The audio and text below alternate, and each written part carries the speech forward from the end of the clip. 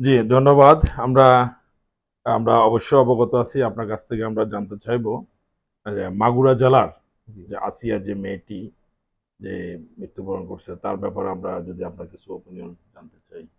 আসলে মানুষের মনুষ্যত্ব যে বিকলাঙ্গ হয়ে গেছে এটার একটি প্রমাণ হচ্ছে আসিয়ার ধর্ষণ এবং তার মৃত্যুটা।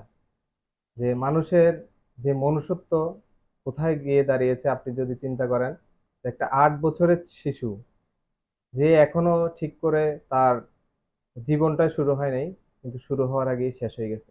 আমি আসিয়া এবং আসিয়ার জন্য আসলে দোয়া কামনা করছি, আল্লাহ তাকে জান্নাত নসিব করুক আমিন। এবং তার পরিবারের প্রতি শোক প্রকাশ করছি।